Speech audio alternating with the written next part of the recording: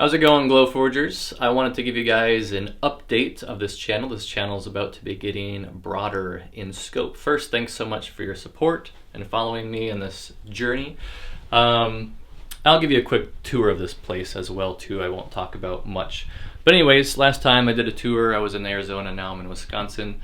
And this Glowforge is not the only cool tool I have in my shed. I also have a few 3D printers that you saw around. And I want to start doing videos on 3D printing as well as my new machine, which I'll show you that I have in the basement. So up until now, I've tried to do one Glowforge video per month. That's still going to change. That's still going to be the same. I'm not going to change that. But I want to start doing some other videos in the midst of that as well too. So let me show you in the basement the new machine that I got.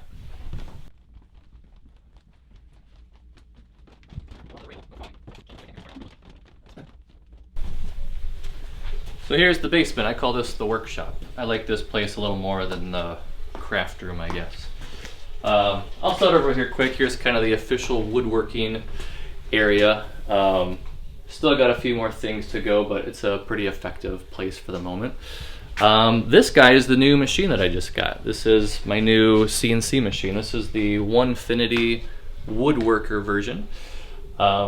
I think I might be one of the first 1,000 people to get this. It just came out, new startup company out of Canada.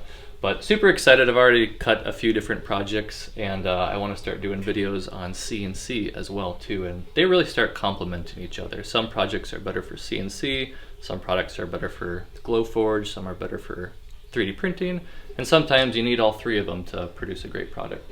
So I want to start doing some videos on that. I also got this very fancy vacuum former, and I might do a few videos on that, but I don't have any plans for that at the moment. And also what you guys might be interested in is I do have this line bender. If you ever wanted to bend acrylic in different shapes or make a little brochure stand or something like that, that's what that's for. I haven't really got to play with it a whole lot, even though it is heated up. I am using it for something else at the moment. But so I want to do some videos on some other different topics. I also want to do some videos on entrepreneurship. This is my full-time job making products, and it's been a pretty wild journey.